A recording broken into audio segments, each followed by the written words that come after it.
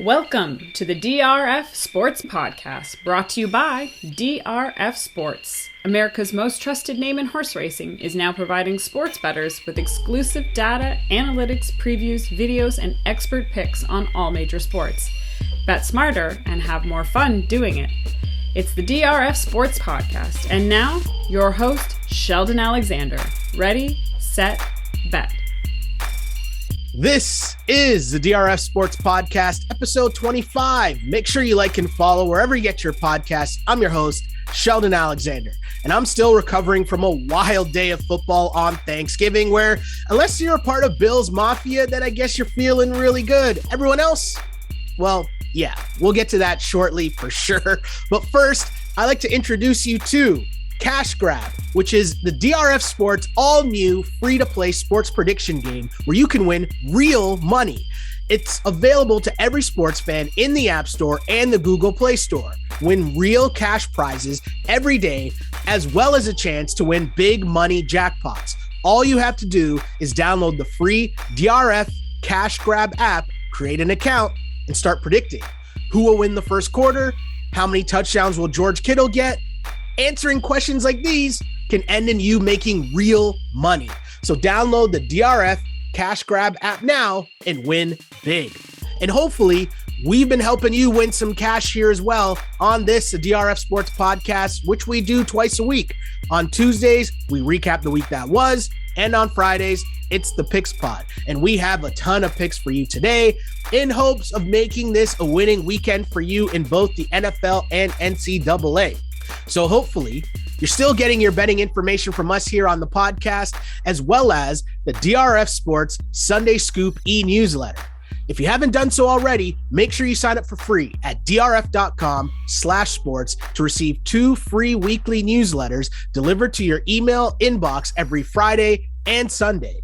Both are packed with powerful betting angles you don't want to miss. Again, drf.com/sports for all of the insight and analysis you need each and every day. Plus, of course, we go in depth on this podcast. But as mentioned, it's the Friday Picks Pod, and we're going to start by recapping a terrible performance by the refs and the Cowboys on Thanksgiving. We'll call it a little therapy session as we need it, as our survivor pick went down. We're done for the season, but it's okay. We're going to recap. We're going to bounce back. We're going to regroup with the rest of our Week 12 best bets. And I got to be honest with you guys, I'm not really feeling my picks this week. So I'm kind of glad that Matt is here to help me through this and talk me through it. Maybe give me some advice to help all of us potentially win some money. And luckily for you guys, that pod starts right about now.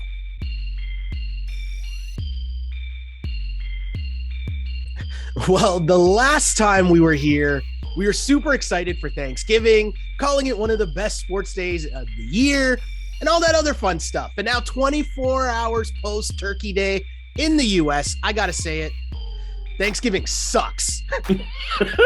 At least it's my take. Mr. Matt Russell, welcome back. How are you doing, my dude? In the Not great.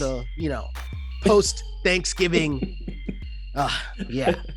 So not great, Bob. Not great. So here's the thing, right? Yeah. So Thanksgiving Day, Buffalo Bills win 36-31 in New Orleans. The Bears win on a last-second field goal, 16-14 in Detroit. But I know where we're going to start, and it's with the Raiders, 36-33 OT win in Dallas. Yeah. And for those paying close attention to the pod, this could be a full-on hour-long session here, right? Like this is a therapy session, but go ahead. I might lie down on the couch here. I mean, here's the thing, right? So those paying attention to the pod, we're on the Dallas Cowboys in Survivor. Mm-hmm. So just win. Yeah. And when you watch a game and it's just penalty after penalty after penalty and after penalty, and even if, all that, you never like to blame the refs. I don't, right? Like I do a Raptors pod where I crush Raptors fans all the time for just blaming the refs, and I'm not about that life. But then when it's 3rd and 18 in overtime, right? Yeah. And you've already decided a lot of the game, and somehow it ends up in overtime, and it's 3rd and 18, and my guy's trying to turn his head around. His hands are up while he's trying to turn his head around to get the ball, and you decide to throw yet another flag that is going to decide the game. That's when I'm like, what are we doing here? What do we do? Yeah, man. Yeah. And like, you don't need me here for that, because that's perfect. That's a perfect explanation. And, you know, like you and I talk about it, not all the time necessarily, but we probably could talk about it all the time, right? The difference between officiating and just being a rule enforcer, especially in football, right? And it's the same thing with basketball, right? Because as you know, everything could be called a foul, right? Everything could be called a hold.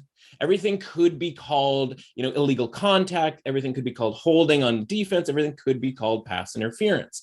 But the reason that it isn't complete anarchy out there and that flags aren't flying constantly is because instead of rule enforcing, these people are asked to officiate the game, right? They're supposed to legislate the different things that happen in the game, within the rule book, and just sort of decide what is important and what isn't, right? And make it fair for both sides. And so on that 3rd and 18 play, if you're that back judge, side judge, area, what is your responsibility on that play, right? Like, going in, right? It's sort of like if you're a second baseman, there's a runner on first base and there's one out, right? It's like, well, we're going to try to turn 2 here, but if there's 2 out, I can just throw it to first and we don't have to worry about that. You go through that in your mind before the play even happens. So it's 3rd and 18, and they should be saying to themselves, this has to be pretty egregious. This guy's going to make this catch if we, for us to call a pass interference here. If this is going to be sort of a tic-tac thing where, he doesn't get his head turned around, but like, was this guy ever going to catch this ball? And the answer to that is no. And the contact is very minimal, if at all. I mean, obviously there's going to be some contact. There's contact on every play. But the idea, like you said, like, you have to know when you throw that flag, or before you throw that flag, that if you do throw that flag, it is the game. Right? Yeah. This is 3rd and 18. If you don't throw the flag, they punt. Dallas gets the ball in their own territory, and everything is okay, right? Las Vegas has plenty of opportunity to play defense in that situation. And, for us, like, we're sitting there watching, and I'm watching Dak drop dimes into Michael Gallup, like on the run on these deep passes. And then all Derek Carr has to do is underthrow a receiver and do the Joe Flacco offense, as we all like to joke about. Like, how is that sort of officiating the game in a correct, accurate, sort of fair way? Now, the problem is Anthony Brown's constantly getting flagged, and I don't know what that is, right? Like, they said, well, he doesn't get flagged that much, but today he is. And it's like, is that just the Raiders, pointing him out before the game? Or, how sort of you get coaches massaging the officiating before it even starts? Like, how does that happen over and over and over again? And the answer is because you can call it all the time. Yeah. You can do that. It's just like basketball. It's just like a lot of different sports. You can call hooking in hockey on every single play, but you only do it when there's a scoring chance or a break, in the play type of a situation where it's actually meaningful to the game. And so when you take out logic and reason from these officials, it's all hell. It's all hell that breaks loose, right? And like, you watch that game, and of course, it's funny. You can look at the box score after, and like, yes, obviously the 160 some odd yards that the Raiders got via penalty, like, jump out at you. But if you look at the box score and you're like, oh, like 10-10 on penalties, like 12-12 on penalties, like, oh, it must have been officiated, quote unquote, fairly. But like, the game script matters, and the early part of that game matters. And the fact that the Raiders had drives consistently extended. I made the joke that, like, the problem with the one play that the Raiders make on each drive to extend a drive, because, Derek Carr scrambles for a 3rd down on 3rd and long. The problem with that is it just leads to 2 more sketchy penalties that continue the drive later on. Like, if it was just the Raiders working the ball down the field, that would be one thing. And so, like, it's just painful to watch. And it isn't so much, that it was unfair, if you will. It's just, or that, people go, the game is fixed and all like that sort of thing. It's just like, no, it's sheer incompetence, man, because, I hate to say it, but like, you do these, you zoom in on these officials, and you're just, and I said to my partner on the couch yesterday, I said to her, I was like, can you believe, like, that guy is a part-time, like, has a part-time job, and it's to officiate billions of dollars, right? Because that's essentially what these players are, unfortunately, because the NFL product is horrendous, right? And the thing that it's keeping it alive is the betting industry and the shift of billions of dollars. back and forth. Yeah. And so I sit here, I'm like, can you believe that guy right there and that guy right there? These 60-year-old white guys are part-timers. I'm like, they should be working the cashier at a bookstore part-time, not on the NFL football field. Like, this is insane. How are these guys the most qualified people we have to do this job? Right. Yeah. And so it's just, can you just officiate with some logic and some sense? And like, if they don't throw the flag on that one play, and listen, there's a billion different flags we could sort of wonder about, right? I mean, the Derek Carr laughing after he got the roughing the passer penalty for getting capped. It's like, that's hilarious. Like, you pulled it one because he knows he can do it, because these guys are idiots. And it's like, if they don't throw that flag, like, what happens? Do the Raiders like get up in arms, or do the Raiders kind of go like, oh, we should have got a call there, and then they walk off the field, and nobody sits there and goes, you know what? The game should have been decided on that call.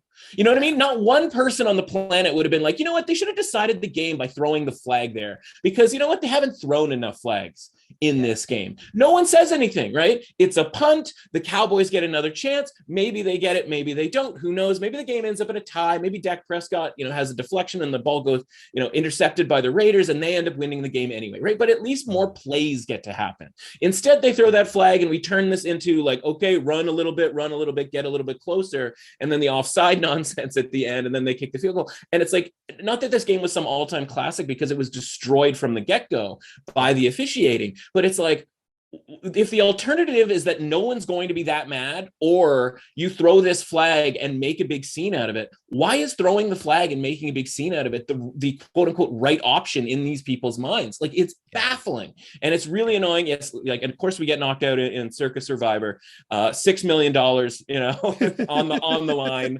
if you will. Not that, we were necessarily going to win, but again, just frustrating. And for those people listening, like, you probably just like betting because you like the activity of doing it, and you like your pool and your contests and your fantasy and all of that stuff because you like to play. And so whether it's fantasy football and you get eliminated before the playoffs and you just don't get to play anymore, you don't get to check your lineup, you don't get to tinker around with it, all of that stuff, like, that stuff is the worst part.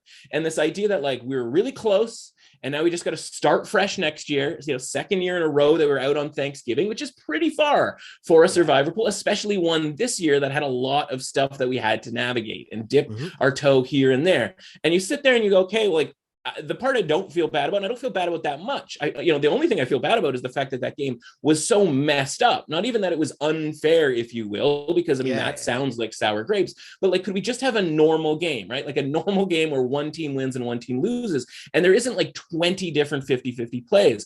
And so I look at it and I go like, really, like, the people who picked Buffalo, with all the options that you had to use Buffalo, that would have been, easy walkthroughs, right? Like Houston, Washington, anytime they play Miami, the Jets, even the Jaguars when they lost, right? Like, you can excuse that as like something that you could understand why somebody would take Buffalo. But like, you saved Buffalo for like a night game in New Orleans, and you got bailed out because the entire team is injured. Like, you can't predict that. Like, you weren't making that decision in week 4 or week 8 that New Orleans was just going to have no one on their roster, right? While they're beating Tampa Bay, you're not sitting there going like, yup, can't wait to fade this team on Thanksgiving night against Buffalo. So like, you just sort of show up that day and go like, well, I already used Dallas, so I guess I'll use Buffalo. And then like the Bears, you took the Bears and you expected to win. It's like, well, no, because they didn't really plan anything out, right? And so the whole thing that's frustrating is that you could plan everything. And so, for those who are not sort of following along, of the 134 people that were left, 82 had Dallas available to them.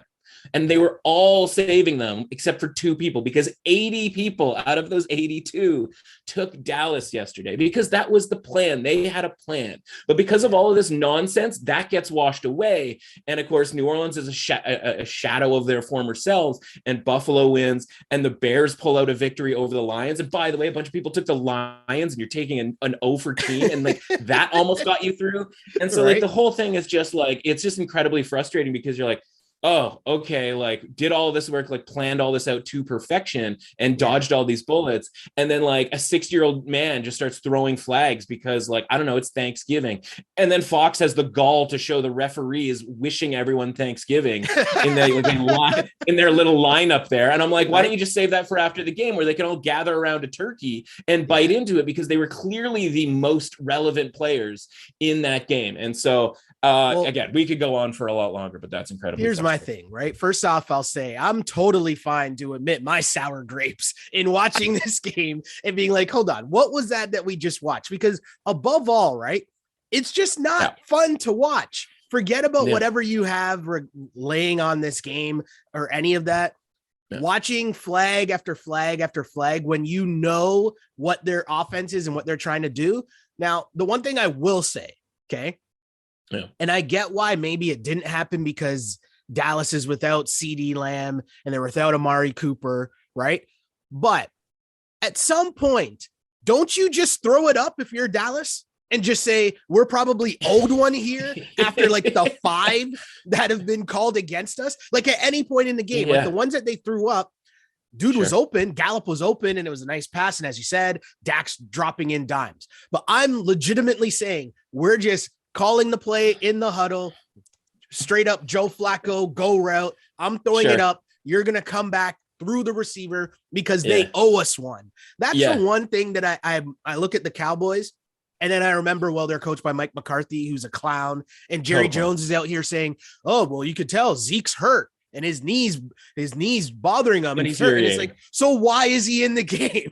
And why are you giving him the ball? And why are you on a final drive throwing the ball to Zeke if you're telling me that you can see that he's hurt? None of this, like, so my point of bringing that side of it up is, yes, sour grapes in the refs and also the stupidity of my boy, as I've been clouding him the whole year, Mike McCarthy. Yeah. And you're right. Like that's the thing. And so, the CeeDee Lamb thing, obviously, so a couple of different things, right? We all knew CeeDee Lamb wasn't going to be in. We all knew Amari Cooper wasn't going to be in there, but like we had 5 days as a betting community, right? Yeah. To bet on the Raiders. Right. And yet the line still goes from 7 to 7.5. Right. And this isn't just like Joe Public, right? Like large money, groups, if you will, could have just come in and wailed away on the Raiders and dragged that number down if, all of the cognoscenti out there thought that this was actually like going to matter. Right. Yeah. And so when you say like, why don't they throw that up? I mean, like, listen, I've been saying the Houston Texans should run that offense. They should have been the ones who traded for Joe Flacco, because then they could just literally do anything better on offense than they have by just running that play, quote unquote, over and over and over again.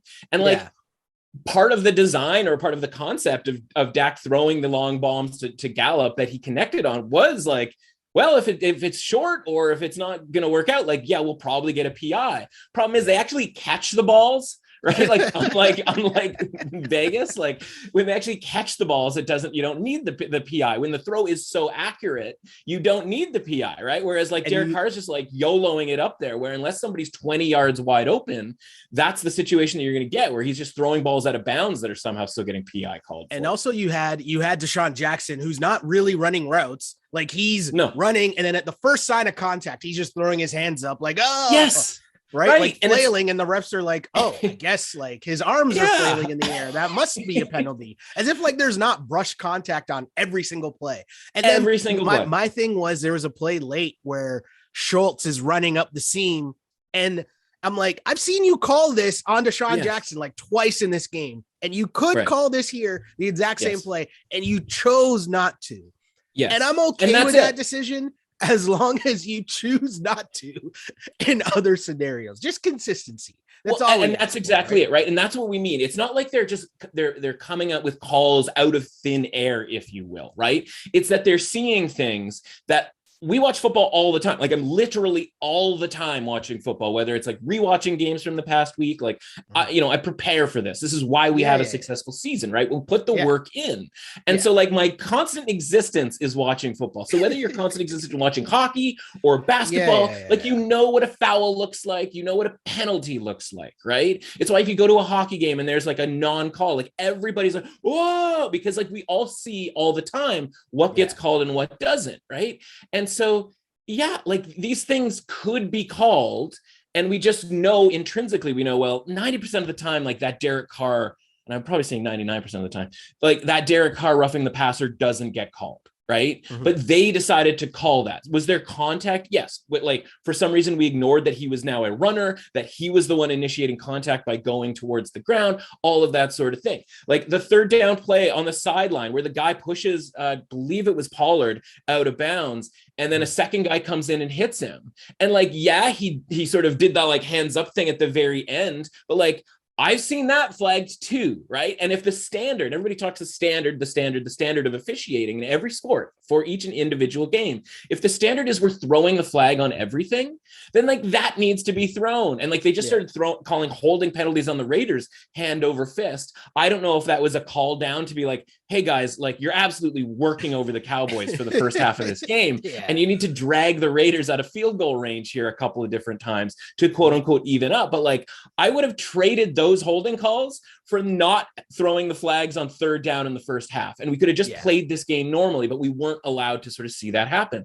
But the fundamental thing is like, all of these things, all of these calls are 50-50 type calls. I mean, you can get into it 60-40, 70-30, but it's how about just don't call all of these 50-50 calls, right? Like, and if you're not going to do it every single time, just don't do it on the one team, like you mentioned. Exactly. And so whether it's the 50-50 calls or the 50-50 plays in this game, right? Like, I mean, listen, it's not a 50-50 play, but that game goes off the rails when Greg Zuerlein misses the extra point because now it's chasing points the rest of the way. And now they go for two. And I don't disagree with going for two because they were able to take a penalty that wasn't going to be, relevant because it was going to be enforced on the kickoff, which just means they're going to pound it through the end zone anyway.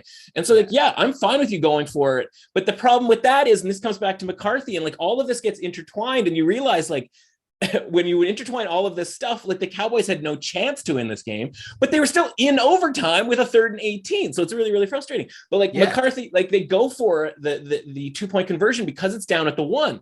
And it's like, okay, so you didn't want to do it from like the 2.5 yard line, but you want to do it from the 1 so that you can run a play that involves you throwing the ball backwards 7 yards. Like the whole point of changing your mind on the extra point is because of proximity to the goal. Yeah. You're right? Closer to the end zone. Closer to the end zone. Like the shortest distance between 2 points is a straight line, man. Like whether you've got Ezekiel Elliott's washed bones out there or Dak Prescott, like line it up and just push, like it's quarterback sneak with Dak, like do whatever you want. And it's like, no, let's just toss the ball a couple of different times backwards and have our like 11th best offensive weapon, Cedric Wilson, be the guy that like is going to score on this play who like isn't particularly fast. And you mentioned like, again, the coaching element, like I watched it again just because it was like, it popped up on Twitter, but like Tony Pollard running that kickback. It's like he's the fastest man on the planet, right? Like, and I hate to devolve it to like basic, but like he was so fast on that play. And then you watch Ezekiel Elliott just run into the line and like run these like 2-yard out routes that like and Dak just keeps throwing them to him because I guess like the Raiders coverage is all of a sudden so good because again, God forbid we force one in and try to get a PI penalty, but it's like, and you just mentioned it, right? Like, and they're just like, yeah, you could tell, his knee banged up, like didn't look good out there. It's like, yeah, man, you've got this guy who's a freaking lightning bolt who got you back in the game on a kick return, just standing there, right? Like, I don't understand the logic. And so, like, I said it on Twitter yesterday, like, if you think Mike McCarthy and this Dallas Cowboys team is going anywhere in the playoffs or that he's not going to torpedo this, and again, you could say, okay, they're going to get 2 defensive linemen back, which again, major issue, getting pressure on Derek Carr, which allows him to pick apart the man coverage, which puts Anthony Brown in a bad spot, yada, yada, yada. And they get those 2 guys back, and obviously you're going to get 2 wide receivers, and the talent on this team is evident. But like, if you're making decisions like, let's kick a 60-yard field goal, right, in the second quarter of the game, and like he gets away with it because they've actually forced a punt after, and I can just see him being like, totally worth the risk, like nailed it with that decision. It's like, you're such a stooge on every different level. Like, I can't even wrap my head around it. And again, all of that is to say, right, like one kick, one extra point, by the way, like the Raiders made a 56-yarder. Like we can't get a 36-yard extra point, but the Raiders are banging home 56-yarders. Yeah. And it's just like, if any of those go the right way, the fumble that happened, the fumble that allegedly didn't happen, like all of these things that go the wrong way, like that's 1 point, right? It is 1 point. And we don't end up in overtime and having to even talk about a 3rd and 18 that was stupidly officiated. And you know what? The last thing I'll say on this game that I just find hilarious is like, I remember last season arguing with my friend who is a Cowboys fan about the fact that Pollard is better than Zeke. And I'm just sitting on my couch watching, like, do you know what I mean? Like, I don't have it's not an argument intel that Mike McCarthy has. Do you know what I mean? Watching every day in, day out, watching practices, watching snaps, watching game tape, watching all of these things from last year. I was like, oh, I have Pollard in fantasy because he's been putting in work. Like Zeke is washed, just watch like from last season. So now we're here a year later and it's like, Zeke banged up, but hey, final drive. Let's hand it off to Zeke on 2nd and 10. It's like, what? You and I talked about it on Tuesday, man. Like we were like, well, he's questionable or whatever. And we were both like, kind of hope he doesn't play, kind of hope it's like mega Pollard Thanksgiving. time. It's Thanksgiving. And I'm like, okay, well, yeah. And I'm like, okay, well, he'll play. And like, maybe it's just a short yardage thing, right? When like Pollard, by the way, right? Like almost Supermaned himself into the end zone on that one touchdown. He comes up short. And I think everybody realized he came up short, except for the official who was too busy throwing flags all day to actually watch 4 yards in front of him to see whether Pollard had got in. But it's like, yeah, then Zeke comes in and just takes the touchdown, right? And it's just like, okay, like I think Pollard probably could have done that. But like, I get that he's here for short yardage. Yeah. And then like, again, 2-point conversions from the 1 yard line and you don't use Zeke. And that's what, so like, what is he on the team for? Like, what is he out there for? It's just infuriating, the whole thing. So, and it's like, it took all of that all in conjunction to have us get knocked out. And so as much as you say like, you know, sour grapes or whatever, it's just like, it couldn't have just been, you know what, Cowboys didn't have it today and they lose 35-10 and like yada, yada, yada. But like from a survivor strategy standpoint, you know, it's its own specific week, but they were the biggest favorite on the board. We talked about it, even if you don't have to deal with just the Thanksgiving the way that we did for the full week, like the Cowboys were the right play, just mathematically speaking. Right. And so, and that was the case. Right. And again, sometimes the ball doesn't bounce your way and sometimes it doesn't bounce your way, 75 different times over the course of the game. And that's what it takes to get you knocked out. And like, that's the thing that I can live with, you know, after sort of having this therapy session with you. Sorry, everybody, no picks today because we have to talk about yesterday. But you know what I mean? It's like, okay, like all of that stuff I can live with, but like in the moment watching that game and just being infuriated with everything that happens, like that's part of sports betting, right? Whether it's contest, whatever, right? And just being like, all right, like move on. And you're not going to move on as soon as the clock goes to zeros or the field goal goes in. You're going to move on. Maybe it takes a day. Maybe it takes 2 days, depending on the game. Maybe it's going to take till Thanksgiving next year.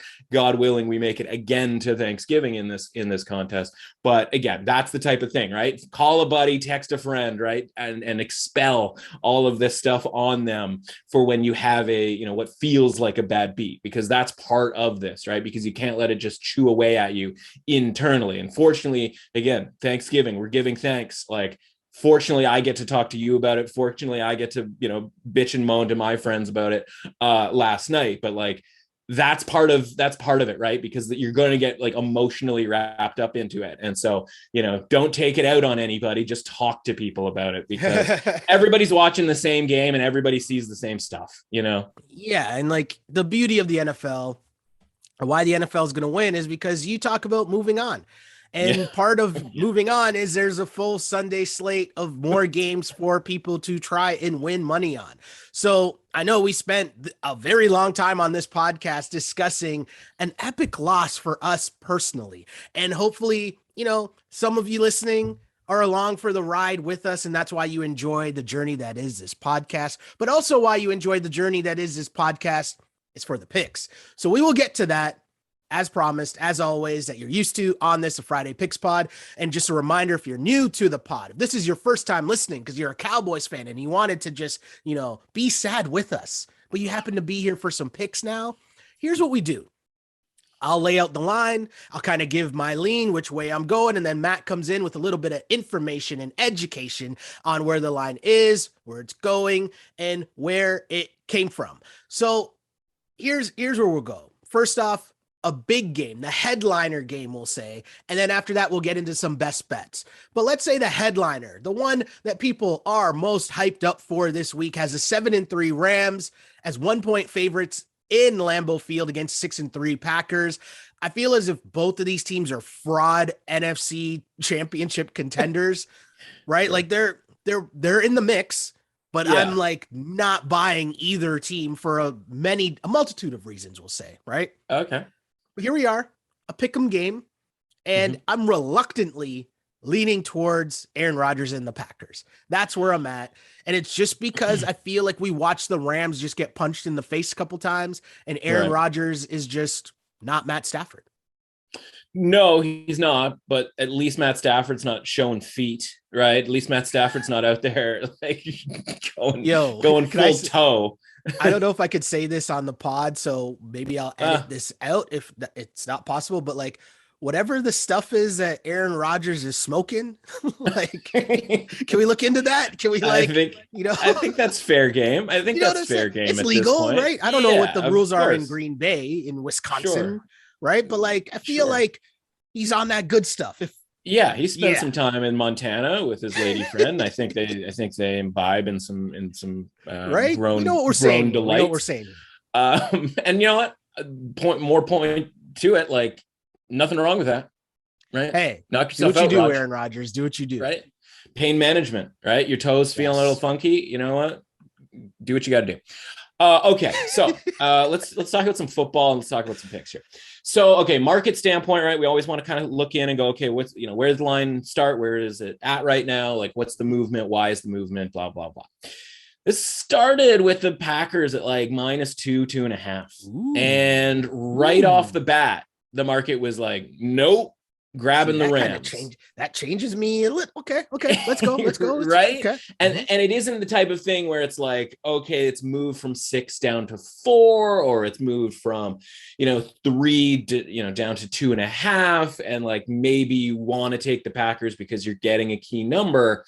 It was like, no, even though it was under a field goal, we were all still taking the Rams, right? It was like, we'll take that point or two, not that the game, these games rarely end on 1 or 2, but like, we'll take that. We'll take it now. We're not even going to wait. Right. Cause a line pops at 2.5. And even if you like the Rams, especially when the Packers are the opponent, you expect to see money come in on the Packers. Like we talked about this last week with the Vikings, when they opened 2.5 road favorites. And so we sat there and we were like, man, I'd really like 3 with the Vikings. And the market, again, the people who have influence over numbers were like, nope, we're taking the Rams, to the point where like there are some Rams -1s out there, right? Or like at least, the pick'em is -115 towards the Rams side of things, right?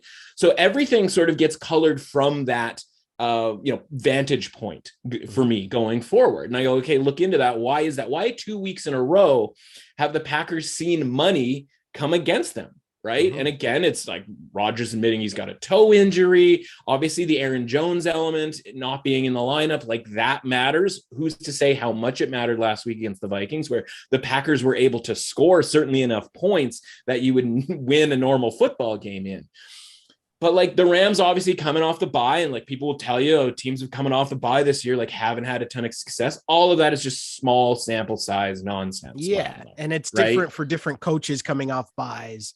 Right. Absolutely. Like that's a huge factor. Yeah. Huge factor. And the Packers still have their bye week to come. Right. And so they feel like whether it's Raj and his toe or some of these other guys, right, they just lost another offensive lineman last week. And I don't believe David Bakhtiari is ready to come back. And even if he does this week, it's like, congratulations, you get Aaron Donald and company. Right. And I know Bakhtiari wouldn't necessarily be matched up with Aaron Donald, but like, if you're doubling and tripling Aaron Donald, right, that means you're not getting a ton of help on the outside from a left and right tackle perspective, right? And so the more guys who get injured for that offensive line and the less outlets that the Packers have in a guy like Aaron Jones, should things go haywire. And by the way, Jalen Ramsey's over there dealing with Devontae Adams, right? And Devontae Adams will win that matchup a fair amount of times, but so will Jalen Ramsey. And it will not be as simple because Jalen Ramsey is a perfect guy to handle Devontae Adams because of his size and his willingness to tackle on short passes, right? So those quick throws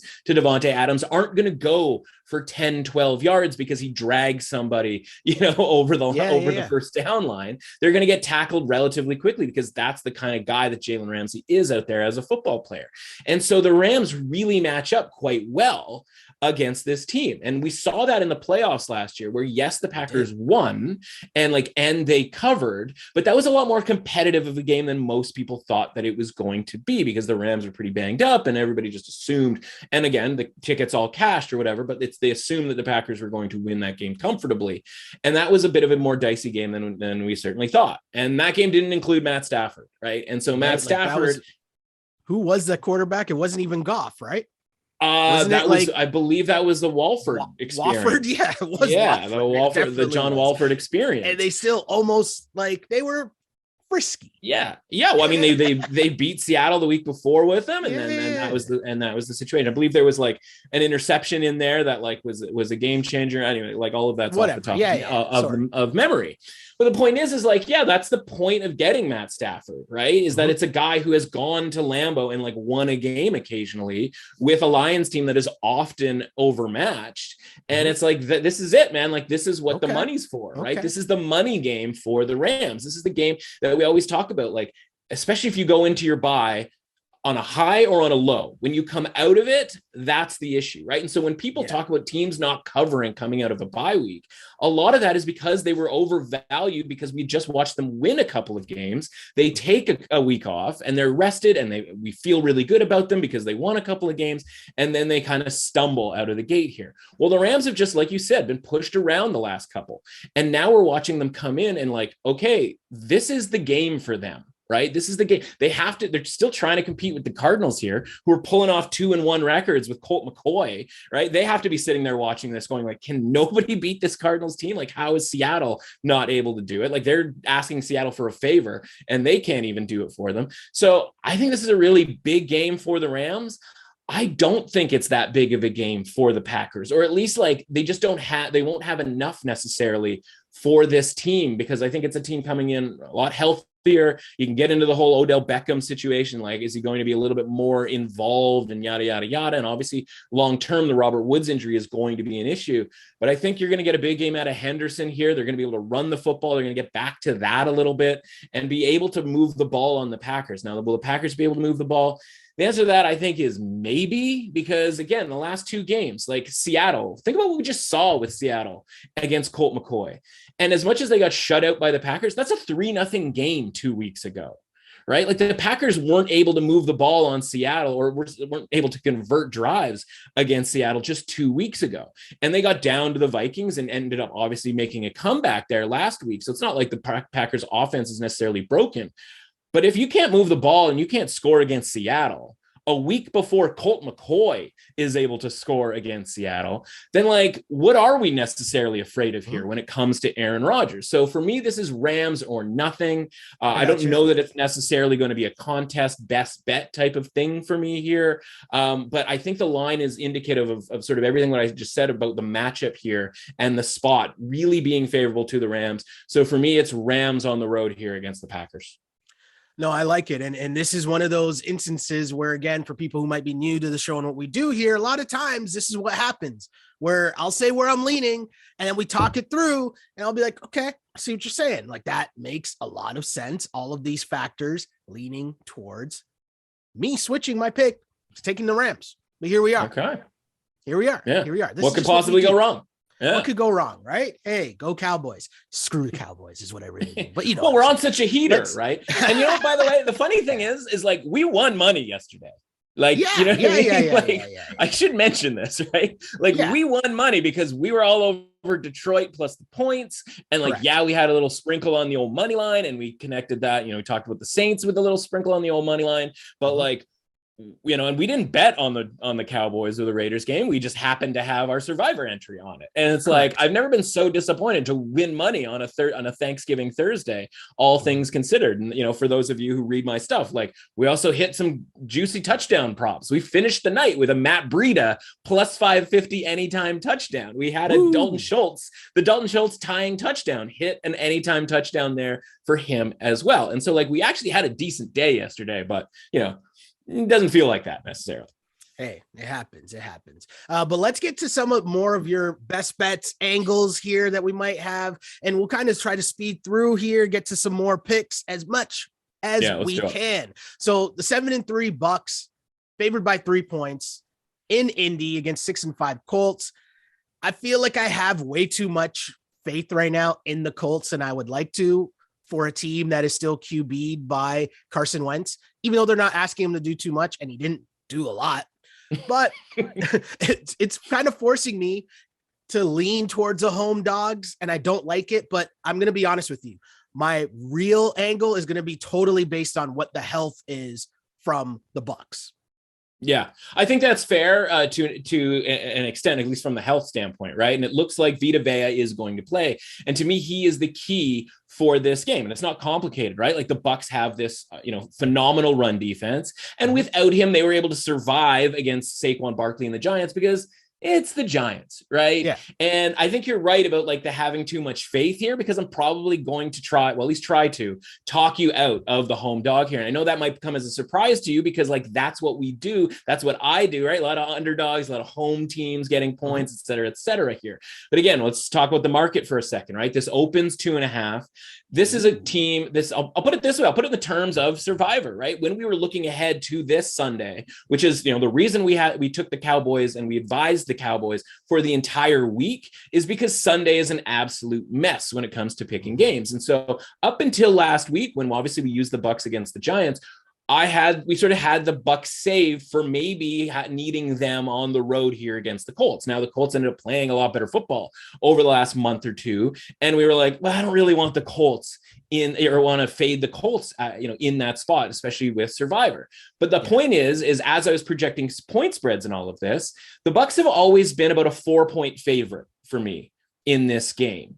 And so because of the faith that you and I and other people are starting to have in the Colts, that dragged this number down under 3, because it's like, well, the Bucks on the road haven't been all that great. And like, look at these Colts, blah, blah, blah. And so it get dragged down under 3, but the market was like, easy, big fella. Let's not get too crazy with this -2.5. And that's why it's gotten bet up to 3. And you actually have to pay in a lot of places a little bit of juice to get that -3. And so if you missed out on the -2.5, right, you still got to make the bet at -3, and it leaves you open to a push. But that's okay, right? Like that's not the end of the world, because listen, if it goes from -3 to -3.5, and you take the -3.5, well, you are wide open, 11% probability to getting burned by not getting the best of the number. In this case, burn just means a refund of your ticket. This number is not going back to 2.5. It has a better chance, again, because my projection was -4. And again, I'm not saying that I'm deciding the market out there. I'm just saying I do the stuff that people do to change these numbers, right? Like I have learned how to do that over 20 years of doing this. So it isn't a surprise to me that this goes to 3 and that this could go to 3.5, because fundamentally here from a football standpoint, Vita Vea is back. What's the absolute worst nightmare for the Colts? It's Jonathan Taylor getting stopped to the degree where Carson Wentz has to throw the football a lot. Right. And so when you're fading the Bucks, you need to do so with a team that's capable and willing to do so without the risk of insane turnovers, which is exactly what Carson Wentz would do. From the Bucks side of things, right? Like, again, we just talked about the Colts coming in riding high after that big road win against the Bills, right? And of course, we always know, like, be careful of the team riding high after a big surprising victory, right? I mean, the laundry list of teams that have had big wins and then have come in flat the next week is a mile long. Well, the Bucks played on a short week, Monday Night Football, but let's just be honest. kind of a glorified scrimmage against the Giants, right? Where they're just sort of standing on the sidelines after, kind of going like, I missed you on that throw. Like Gronk and Brady are talking. It's like, I don't really, we didn't really play that great today, but like they won by 20 points. And Brady is going to absolutely chew up this Colts secondary. He's going to throw the ball all over the field. This isn't a, road game in conditions. This isn't a road game in weather. This is a road game indoors where Tom Brady is more than familiar with the circumstances of playing a Colts team on the road. He is going to be just fine. If the Josh Johnsons and Mike Whites of the world can shred the Colts secondary in Indianapolis, to me, that just can't be a consideration or all that much of a consideration when it comes to home field advantage. I have the standard home field advantage built into my numbers, and they still come up with -4 here for the Bucs. I think this is a great spot for a Bucs team that, like, listen, man, Thanksgiving, it's time to get serious about this season and get healthy for the Bucs. And we've talked about them being my top rated team. I think they show out in a really big way here. I think this Colts team, not fraudulent necessarily, but just like not ready for the big boys. And to me, the Buccaneers are the biggest of the boys here. And so, I flash back to the Colts not being able to score against Jacksonville at home for 3 quarters just 2 weeks ago. And I think this is a problem for the Colts this week. I think the Buccaneers win this game, and I think they probably do it relatively comfortably. Give me the Bucs -3 in this one. Well, you could tell from the way that I kind of introed that I wasn't really confident or like the fact that, riding with Carson Wentz in any form. So it doesn't take much to talk me out of that. Let's keep moving on here. We got the 5-6 Eagles as 3.5-point favorites in New York against the Giants. Now, I just think the Eagles are the better team. And I know that's not what we do here in terms of talking about point spreads. Yeah. The hook, I don't really like it, but I don't know if the Giants can like stop this Eagles momentum of their running game that we've seen them develop over the past few weeks. The hook is the thing here that really has me on pause in terms of just saying, give me the Eagles and I'll roll with that. But what should I be feeling about this game? Because I'm leaning Eagles here. Yeah, it's funny. It has me on pause too a little bit, but I think for different reasons. I'm on the Giants here. This is a classic buy low, sell high situation, right? And when it comes to the market element of the NFL, we talk about the ball bouncing and blah, blah, blah. Like we just watched the Raiders score 36, 33, whatever points it was, when they couldn't do anything basically for 2 straight weeks, right? Like the last 2 weeks don't really matter as far as being predictive going forward. And so look at it this way. 2-3 weeks ago, what's this line, right? Like Eagles at Giants, this line, these two teams are probably rated pretty similarly, right? And we're probably looking at a pick 'em with the Eagles being on the road to the Giants, right? Maybe like a -1, something like that. And now it flies up over the key number of 3 because the Eagles for the last couple of weeks have played pretty good football. Like we're giving them a ton of credit for a game against the Denver Broncos where, long pass for a touchdown that could have easily have been deflected, dropped, or gone out of bounds. And Teddy Bridgewater with a complete unwillingness to tackle a defender after a fumble, right? Like a couple of different plays go a couple of different ways in that game. And then we're also giving them a ton of credit for beating up on the Saints on Sunday. And then we just watched the Saints last night, right? Like how much credit does that team necessarily really deserve? And so guess what? The Bucs are going to beat up a lot of teams this year, or should beat up a lot of teams this year. So I'm not going to beat the Giants up for getting beat up by the team that I think is the best in the league.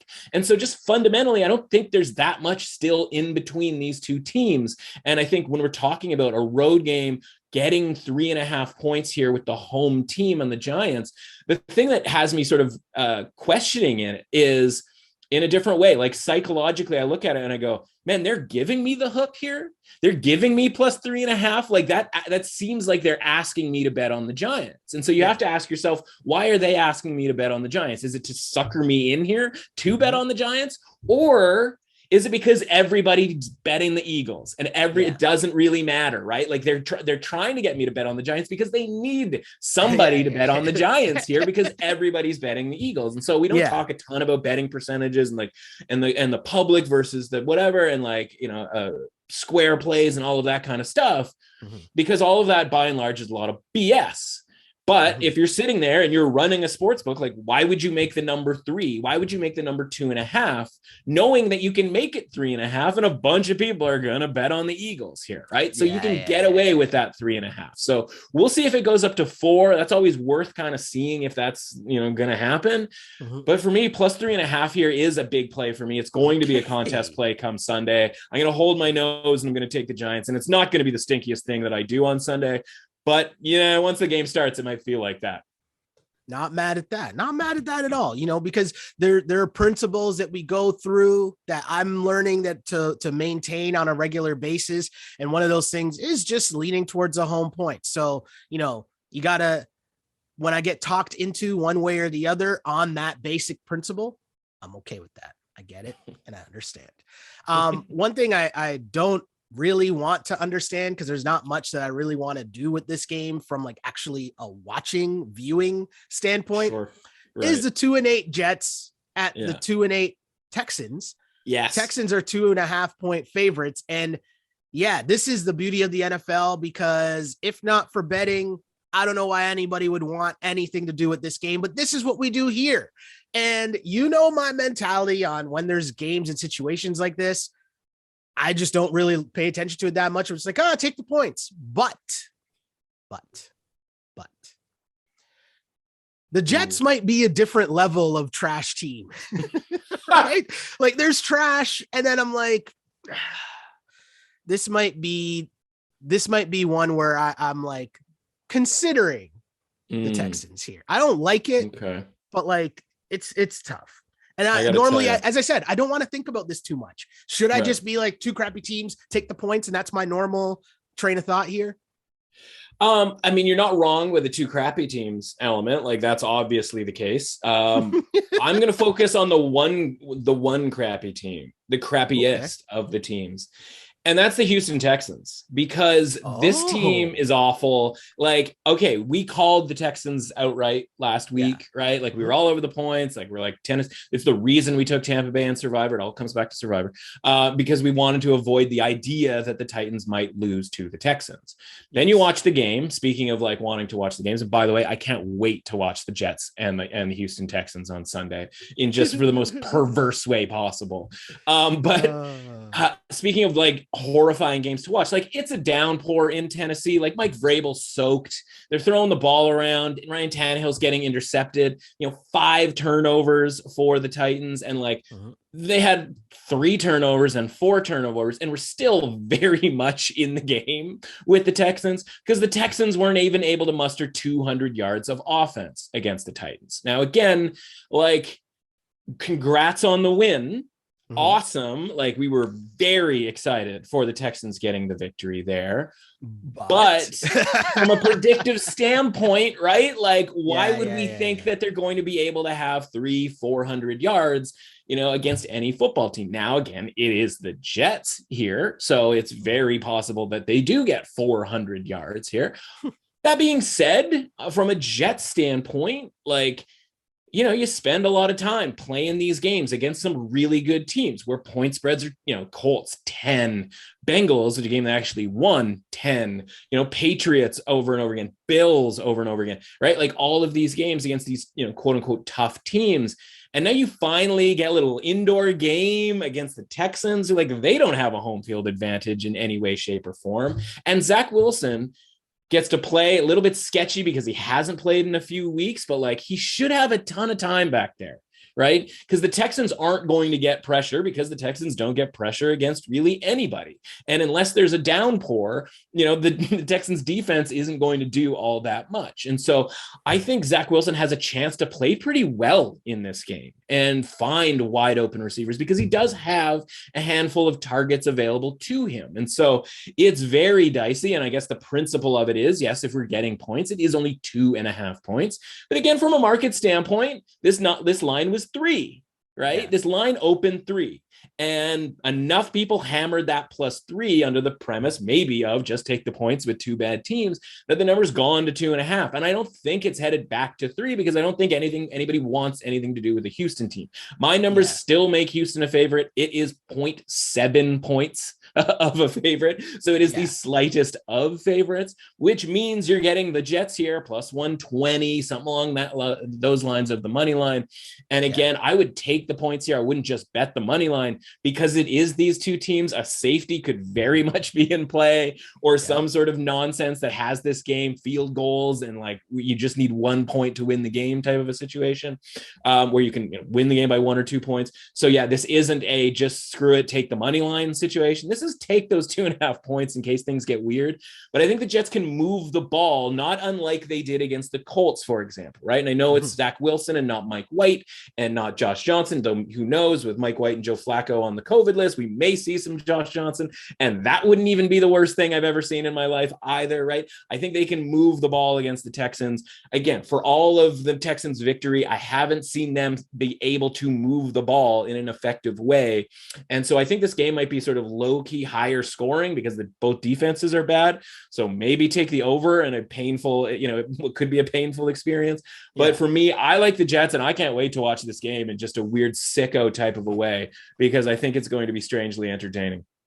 No, that's totally fair. And the funny thing I'm realizing so far after going through I think 4 games by now, and a peek behind the curtain here, I try to play the role of the viewer, right? In terms of this is what I'm thinking, this is where I'm leaning. And so I am essentially listening to a pod while I'm doing this pod, if that makes sense, for lack of, you know what I mean? So it's like, I know which way I'm leaning, and then I'm listening for the expert advice, for lack of a better term. You know what I'm saying? Sure. And there's weeks where my leans just seem all off.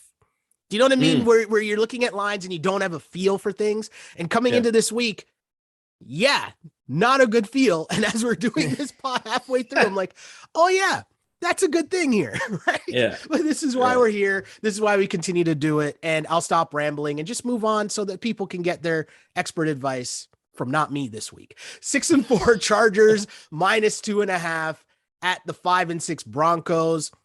The lean Teddy Two Gloves at home as an underdog. Normally like it, but I can't do it this time around. I don't want to do it this time around. And my lean would be to take the Chargers minus 2.5. And it makes me very interested to hear what you are going to say to that, my friend. It's Teddy Two Gloves, man. It's Teddy Two Gloves. Like, I know that's sort of the simplification of all of this, right? Yeah. I'm just taking a look right now because this line is teetering, right? And it's, again, market evaluation. Check the lines on Sunday when they open, follow them throughout the week, right? And you get an understanding of like where, when, and how the money is kind of coming in, right? And so this line has touched 3 a couple of different times here. It's 3 in contests in Las Vegas because, again, a lot of times that's the projection of where we think this line is going to go. But just the fact that this has touched 3 and then dipped back to 2.5, right? So every time it's touched 3, people of, say, my ilk are just hammering away on the Broncos at +3. And then they go back to minus 2.5, and a bunch of people come in and they bet the Chargers. And then books go like, you know what? We could use a little Broncos money. And they go to 3 and they say, hey, come get some Broncos money. And then people are like, I'll take some. I've been waiting all week, or I've been waiting for a day since the last time it went to +3. So you'll find in a lot of places in your book that it's minus 2.5 for the Chargers, minus 115 and minus 105 on the +2.5, right? Because they're sort of pricing it where you're going to have to pay a little bit more for that minus 2.5. So if you're paying a little bit more for that minus 2.5, if that loses and the +3s all win, then the books take a little bit extra from that sort of, profit standpoint. So for me, this is Broncos or nothing, right? We have the Chargers. We've seen the Chargers. We just saw like Justin Herbert. He's amazing. And listen, nobody loves Justin Herbert more than I do, right? I've been saying since his rookie year, like this kid is the real deal. Yes. Tricky spot for them, right? Like the crazy, insane game against the Steelers. This is a team that does not stop the run. The Broncos will go two-headed monster, Melvin Gordon, Javonte Williams. Like Javonte Williams, I think they showed a stat yesterday. Tony Pollard has the second most rushing yards from a quote-unquote non-starter, a guy who has started 0 games this year. Javonte Williams is number 1, right? Which means like they've got the 2 guys that can just kind of beat up the Chargers here from a defensive or from an offensive perspective, obviously for the Broncos, defensive for the Chargers. Chargers offense wise, like, yeah, it's no fun fading the Chargers offense because it's electric, et cetera, et cetera. But like going to Denver, right? That isn't the sort of normal climate that is what SoFi Stadium, I believe, in Los Angeles, right? Yeah. So this is just one where, like, if you're a Charger fan from back in the San Diego days, like I may have been, or if you're the 3 Chargers fans that exist now in Los Angeles, you know that going to Denver is always a tricky situation here. Again, we've talked about how strange it is that Teddy Bridgewater has been favored so little so often in games, and that we haven't had the opportunity to get him as an underdog, certainly as a home underdog. I don't think that has happened yet this season, but enough people have sort of jumped off the Denver bandwagon here because I guess because of the loss to the Eagles a couple of weeks ago, because a week before that, they blew out the Cowboys, right? Like this is a team that can do things on offense. The defense is still pretty decent. So again, this one might be a little more high scoring than we're used to. We've had crazy comebacks in this series before, but for me, this is a great spot for the Broncos and a Chargers team that, again, as much as we like them, they just keep finding themselves in these close games, right? Like we used to blame Anthony Lynn for that. We can't do that anymore. Like, what is this about? And fundamentally, it's because of the defense. And everybody talks about the 3rd and 4th down conversions and going for it on 4th down. It's because Brandon Staley knows his team, right? We always talk about he knows what game he's in. He knows his team. He knows that his defense is not very good and that he needs to go for it on 4th and 1 from his own side of the field, because he knows that if he just gives the ball to the other team, even if it's as sorry of an offense as the Pittsburgh Steelers, that it's going to be problematic. And so the Broncos aren't like lighting the world on fire necessarily offensively, but they do have enough guys that can get it done in Judy, Sutton, and the 2 guys that we mentioned from the running back position and a handful of tight ends. Like this is going to be problematic for the Chargers defense. To me, this is Denver Broncos. Wait, grab that 3 at the various times that it pops, right? Like keep your eye on this. You're going to be able to get that 3 at, hopefully -110, maybe even something a little bit better than that by the time kickoff rolls around. But yes, this is Broncos for me unequivocally. I'm going to be using them in contest as well. Ooh, I like it. And the theme continues, right? I'm fading myself. So the 5-5 Vikings at the 5-5 Niners. Niners laying 3 points at home. And these teams are weirdly kind of similar to me in a way, Sure. But I still like the Niners have just frustrated me the whole year because my read on my own Niners, it's just off. And so I want to take the points with Minnesota here just because I feel like these teams are kind of evenly matched.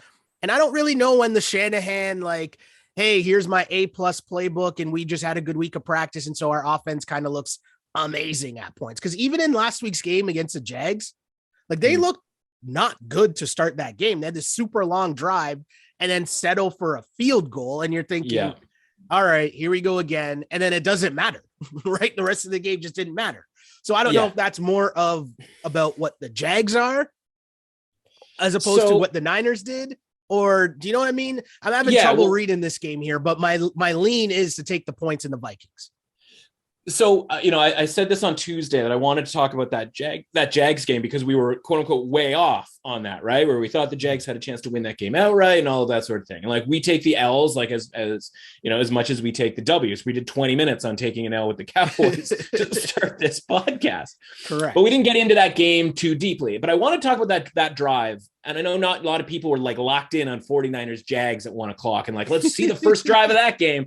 Right. Sadly, I was, because I was like, reputation, quote unquote, is on the line here. I think I've done enough to have a decent one, but like where we're allowed to have a loss or two. But like, I'm like, okay, let's watch this first drive here. The 49ers get the ball. Let's see what sort of happens here.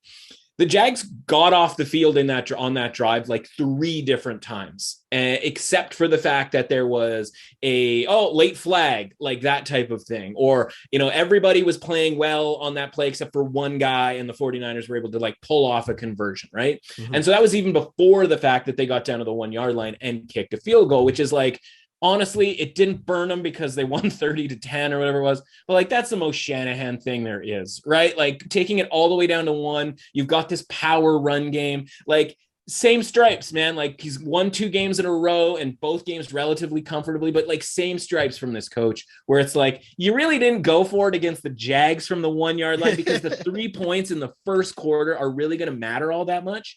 But the point is, and we talked about this for the Cowboys game, how the first quarter matters. That first drive mattered because the Jags defense was on the field the whole first quarter, right? We got to a point where, of course, the Jags come out and it's 3-0. You know, they held and quote unquote, blah, blah, blah, blah. So it's 3-0. And then the Jags offense comes out and they immediately go 3-0, which isn't necessarily a catastrophe big picture because, okay, the Jags get the ball to start the second half. So it's not like the 49ers scored a touchdown there. Like it's not death to punt when you're down 3-0, but it's death to punt when you've already allowed the other team to put 20 plays on the board, right? To put 20 plays on your defense, and you've given your defense like 45 seconds to rest. And now you're sending them back out there on the field. And so the 49ers come back out and they do exactly the same thing. They go on a long drive, and this time they score a touchdown. And so it's 10-0. And the play total at one point at the end of that first quarter was 30-4 in that game. So the 49ers defense is fresh and the Jags defense is toast to start that game. And so, yes, of course, the 49ers pulled away and won in not that impressive fashion because they were able to just sort of slowly be able to do so because the Jags had been wiped out, right? They had run that first mile of the race really, really hard because they had to, because guys were jumping offside to give first downs because of crazy plays, you know, penalties and whatnot. So like, I don't really take that much from the other 3 quarters because the 49ers were playing at such an advantage because of what happened in that first drive. It was one of those rare situations where 3-0 was almost insurmountable, not because of the score, but because of the play total that had been racked up. So I look at this game and like, you're a 49ers fan. It's interesting that you sort of make that point because I go like, how is Minnesota +3 in this? And at one point this week, they were +3.5 at a relatively cheap price of minus, I think I got it at like -114.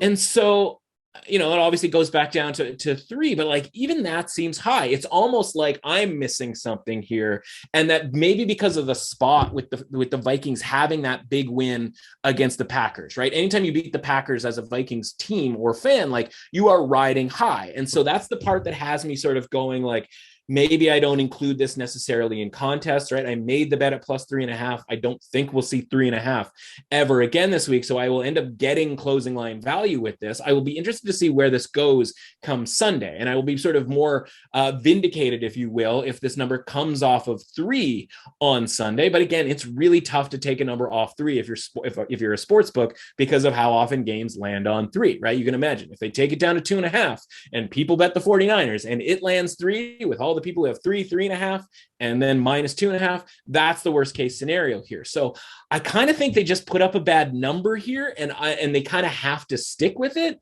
But the move to 3.5 for that very brief instance was really confusing to me. And so I'm a little bit trepidatious about this. This might be one like the Colts last week where I loved it on Monday. I made the bet on Monday. And then by the time Saturday rolls around, I sort of talk myself out of it. I just think the Vikings are the better team here and they are rolling. But like, as we know in the NFL, like it's week to week, man. And like rolling doesn't really do you all that good on the very next week. So yeah, like I'm with you here on the Vikings, but like there's just something fishy about why this is so high because I make this like San Francisco like -1 after you factor in the concept of home field advantage and maybe the Vikings not playing necessarily to the top of their range this week.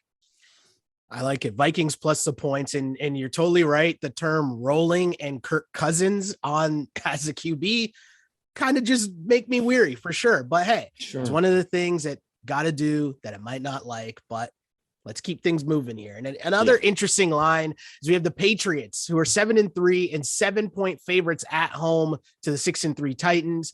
It's a lot of points. And I feel like we've been talking about the past few weeks of the mounting love for the Patriots, continuing to just build and build and build to the point where they're 7-point favorites against, you know, a Titans team that struggled last week. We talked about it earlier in terms of what that weather was like and the situation and all that.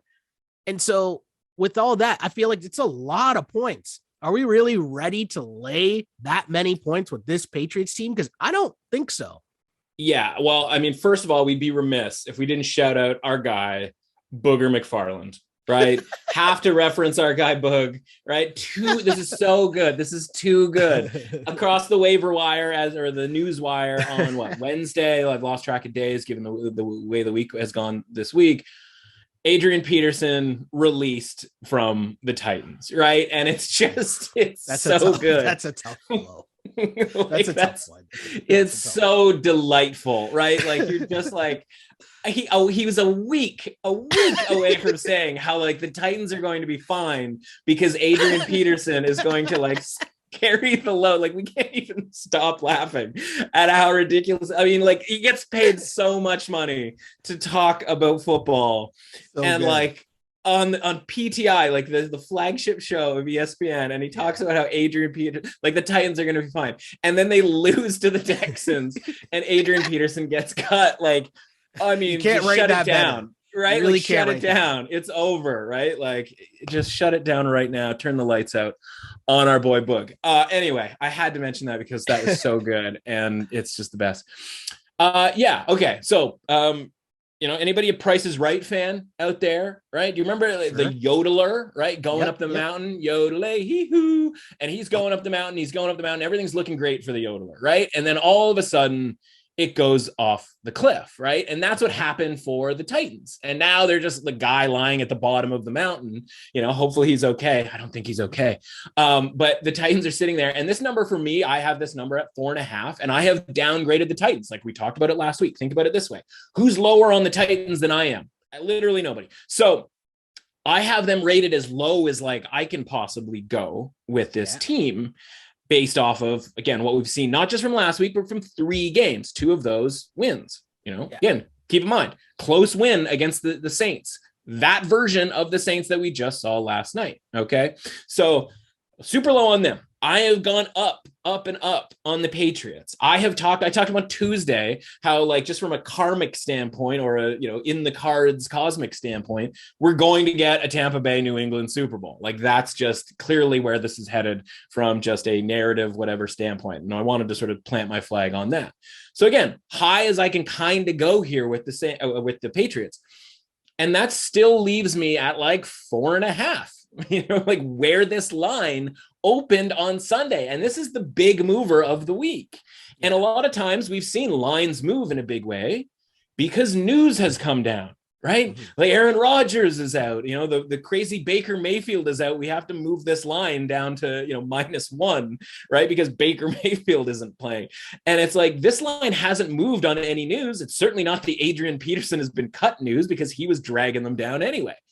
So why is this line moving? It's entirely perception, right? And we are up to 7 with the Patriots. Now, I'm not saying they can't win by 7. Honestly, when it was 5, I was like, I think I have to make a bet on the Patriots here.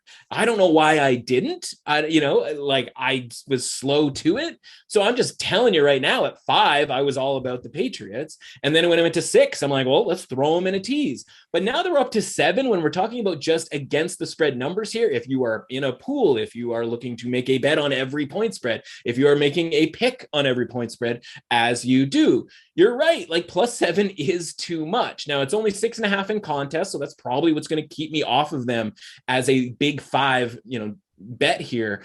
But like, yeah, man, +7 is too much. Like I can't get there. And like, even if I play around with ratings and I start rating the Patriots in like the 70s, or if I start rating the Titans in like the low 40s, like that's what I would have to do to get to this point where they should be 7-point favorites.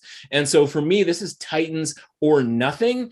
And it's not comfortable because I think way more highly of the Patriots than I do the Titans. And I just told you how little I like the Titans. So like, I'm not dying to back the Titans, but it is worth mentioning that this line has kind of moved on nothing as far as like no injuries. I mean, I guess AJ Brown to an extent, but like that was something that what we didn't necessarily not know. So yeah, for me here, you have to go +7 if you have to do anything at all. I'm just not dying to do it because like, why would I talk bleep about Boog and the Titans for 3 weeks and then just back them against a team that I think is on the come up here in the Patriots, right? Like that doesn't make any sense. So from a value standpoint, it's +7, but like for me, it's like, why would I sit there with a Titans ticket in any meaningful way? Maybe a small bet, but like in any meaningful way being like totally back in the Titans here. It's like, you don't even really think that much of this team. Why would you do that? Right. So you have to add a little bit of logic and reasoning in there as well. Better than NFL officials might, for example. Well played. See what you did there. Let's keep it moving to the Sunday Nighter. But before we get to said Sunday Nighter, a reminder that the DRF Sports Sunday Scoop e-newsletter. And this reminder is because if you haven't done so already, make sure you sign up for free at drf.com/sports to receive 2 free weekly newsletters delivered to your email inbox every Friday and Sunday. Both are packed with powerful betting angles you don't want to miss. So make sure you sign up for the Sunday Scoop e-newsletter. And don't forget to check out Scott Gramling's weekly NFL and NCAA 6-pack. He's got you covered in both. Plus his in-depth in-game previews at drf.com/sports. We've got you covered as always from all different angles, drf.com/sports, and especially here on the podcast. So as mentioned, Sunday Nighter, you got the Browns at the Ravens. Ravens are favored by 3.5 points. The hook made me pause. And then I remembered we're talking about your man's Baker Mayfield here. And I'm still not about that life. And as like the keys come up saying Baker's still dealing with like 3 things, I think it was like groin, ribs, shoulders, or whatever. Baker's girls out here tweeting about how tough he is. Like, this isn't a tough man competition, right? Like, this is a football game. With all that aside, because I try to remove my feelings towards Baker. I try to. I'll admit and be honest, I fail. I'm leaning on the Ravens here, and I don't like it. I don't, because of the hook. Well, I mean, we got ourselves a real theme in this podcast today. I love the Browns in this game. Right? This is the Brownsiest of Browns games right now. Look at like, this, right? Hey, people can't say that we're not transparent, right? That's right. Right. I feel bad because you're like, I like this. I'm like, no, I don't think so. And again, listen, man, like when all is said and done, you might go 12-0 this weekend. And I might be sitting there wondering what happened even harder than I was last night. Okay. Browns and the Ravens. So we sort of say like the red light special has to be, an underdog of kind of, spreads higher than 3.5. Mm-hmm. I'm breaking the rules here. This one's the red light special, right? It's a Sunday night football game. A lot of money going to be on the Ravens here. Nobody wants anything to do with Baker Mayfield. Couple of elements here. One, I am absolutely off of this Ravens defense. This is a team that is breakdown after breakdown after breakdown and allowing big plays left, right, and center. And how do you get breakdowns out of a defense normally, right? Through misdirection, play action passes, you know what I mean? Like getting confusing ideas about what a play is, right? When everything's basic and it's, 4 wide receivers and everybody just run a route, right? Like it's trickier, it's harder to like mess with another team. But when you're running one way and you're faking, you're coming back another way, and there's a tight end coming this way and a running back coming this way, breakdowns are a lot, more frequent. And that's how Baker Mayfield gets it done on the occasion of which he gets it done, right? He throws to open receivers. And that's what the Ravens have been allowing over and over and over and over again this year, right? And so think about it this way. You talked about Minnesota and San Francisco being these similar teams. Well, there's 2 teams over in the AFC who I think we can all agree are as similar. It's like a 4-man Spider-Man meme situation where there's 4 of them pointing at each other. It's the Cleveland Browns and the Indianapolis Colts to go along with Minnesota and San Francisco, right? Like frustrating week to week, like somehow they're still just lingering around 500, game above, game below, right? Run-based type teams.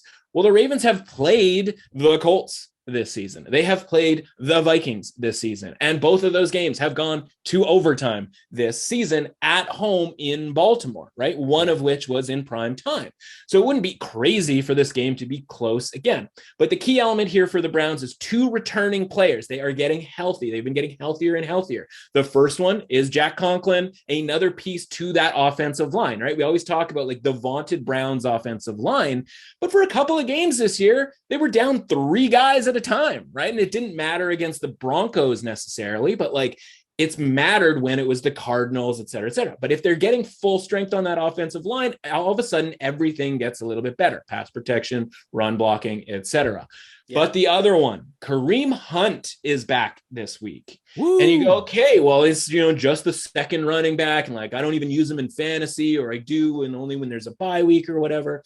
Here's what Kareem Hunt does better than Dearness Johnson and Nick Chubb, who were doing the two-headed monster thing while he was gone. Kareem Hunt catches passes. And I don't have the number in front of me. I wrote about it this week for the score, but in their entire season of most health, right? Like, I think combined 20 games so far this season, Chubb and Johnson have about 20 catches. Kareem Hunt has 20 catches in the 6 games that he's played on his own. In this game last year, there was a relatively crazy, painful, bad beat when these two teams played in Cleveland.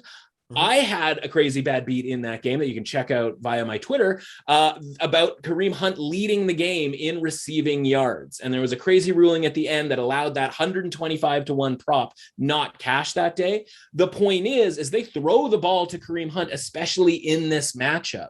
And so he's going to be able to help your boy Baker, right, get through this. And he's going to be another element to the misdirection type offense that the Browns are going to be able to work against the Ravens. Now, we haven't mentioned Lamar Jackson here.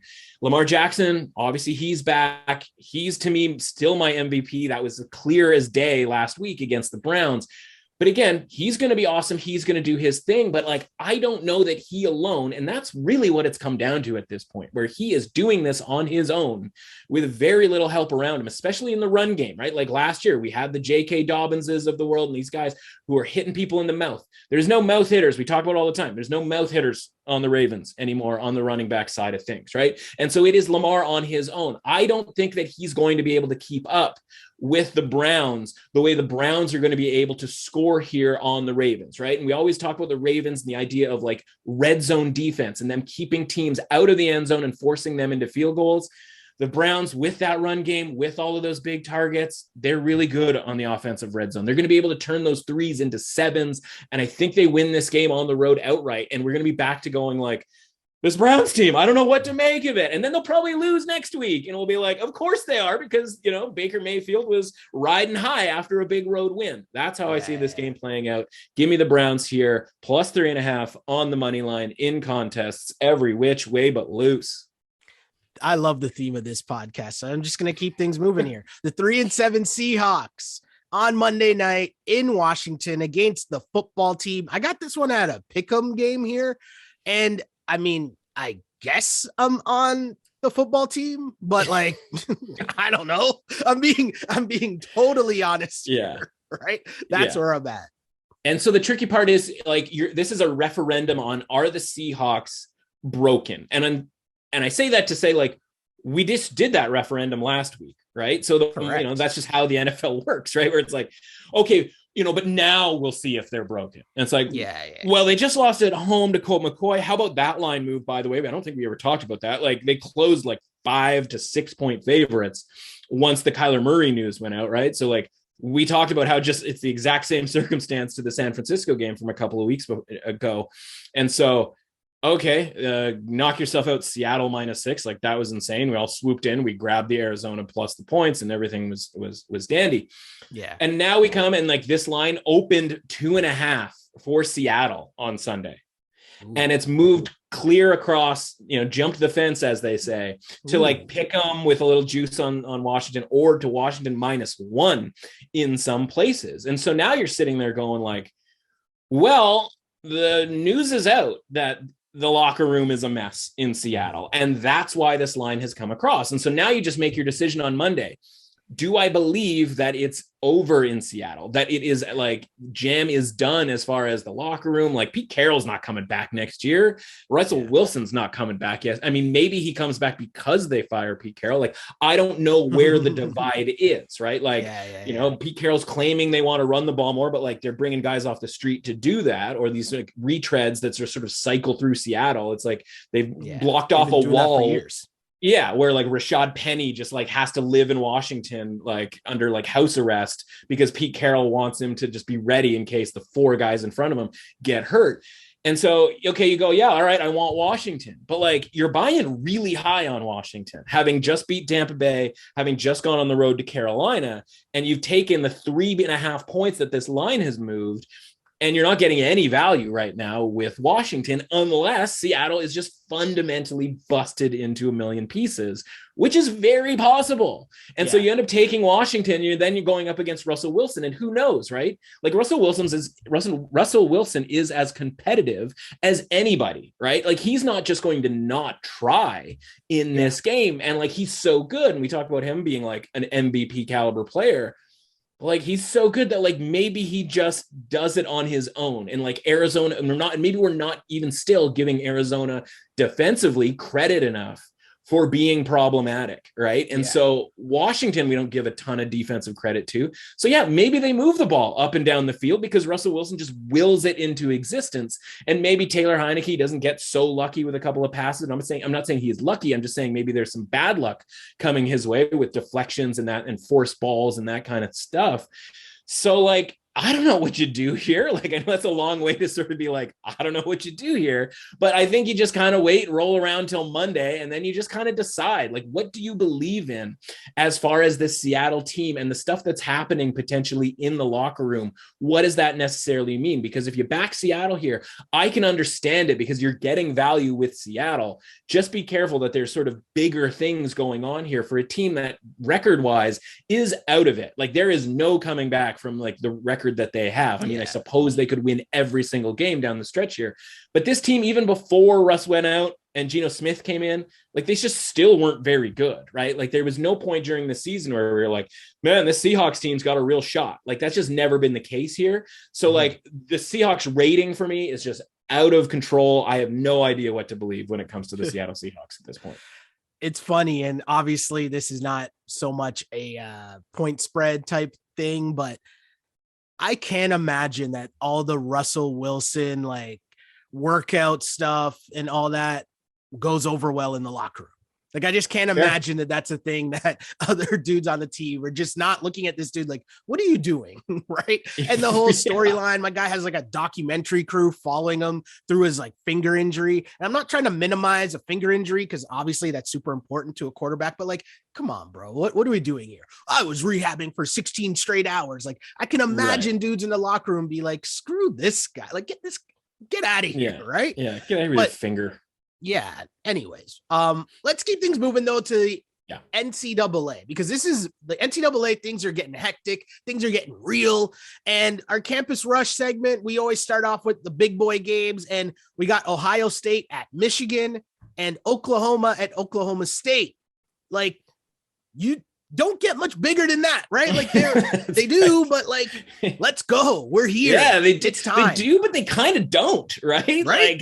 Like that's the thing. Like the thing about college football, and I'm sure I said this before, but like it isn't about who's going to win the national championship, right? Because like that Monday night, that game is all fun and good, and it sort of like cements legacies and the Joe Burrows of the world and the Trevor Lawrences of the world, and it's all very sort of individualistic and like almost looking forward to the NFL, right? It almost has more to do with the NFL than it does college football in like this weird sort of way. The thing about college football is like the goals that each team has, right? We've talked about that. And it's like, it's not necessarily a national championship. It's beat your rival. It's like win a conference or play in a conference championship game, something that people can plan for and they can go to without like breaking the bank necessarily. Right. And especially nowadays where like the CFB, playoff becomes more and more corporate, like it becomes harder for, fans to go to these games. And so these games are really the big ones, right? This is the one like Ohio State and Michigan. They're going to be talking about this game as part of bragging rights way more than they're going to be talking about like, hey, the time that we won a national title back in 2000 or like 2010 or whatever, right? And like that's where these games, like Oklahoma State, like whoever wins this game, maybe they go on, they win the Big 12, and maybe they sneak their way in to the college football playoff, and then they just get absolutely annihilated by Georgia. You know what I mean? And it's like, cool. But like if they win this game, like not that the other stuff doesn't matter, but in the state of Oklahoma with Bedlam, like this is it. So these two games, it's awesome. They bookend, right? We have a noon game. Then we have like, what I think a 7 or 8 o'clock start here, night game. And it's like, then there's a bunch of stuff in between, which of course we'll get to here, but we don't have to talk about these games as far as a betting line is concerned. And so I'll put it this way. A couple of years ago, I said to myself, I'm never betting Michigan ever again in this game. I'm just never going to do, because I think I had them like plus 3.5 at home, and they lost by like roughly 1 trillion points. And I was just like, why would you ever do this? Like Jim Harbaugh, like never, ever, ever competes in this game. And it's like, that's the type of concept that you have to understand. It's a little bit like the Cowboys, right? It was like last night, I'm like, I'm never betting this Cowboys team. I hate this team. I'm taking whoever's playing them next year in Thanksgiving. And like, you go, okay, let's step out of my insanity here, my rage-filled insanity, and actually look at this more from a logical standpoint. And like, every game is its own entity. You have to take it sort of 50-50. All right, how are we going to do this? Here we're going to go. 8.5 points here for Ohio State on the road against Michigan is too many points. Okay. That's just fundamentally true here about this game. And it's not hard to figure out why that is, because the lunatics like me are still just going to blindly fade Michigan at no matter the cost here, as far as how many points we have to lay here. Now, I don't know that we're ever going to get to 10 here. That would obviously be really nice, and why I will wait till literally big noon kickoff time on Saturday to make this bet, because I want to see how high this would go. And it would be really, really interesting if this line dropped a little bit, which I think could happen, because again, fundamentally, it is a little bit too high. But Ohio State just throws it all over the yard against Michigan State and has done so against Purdue.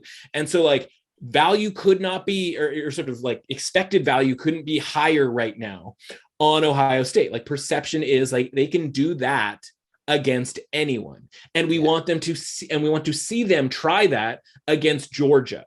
Whereas Michigan is built to maybe be able to handle that. They are built to be able to rush the passer and give CJ Stroud a problem, right? In the same way that they were able to do that to Dwayne Haskins a few years back when that game came down to a 4th and 1 conversion. Who knows whether, they got it, or not.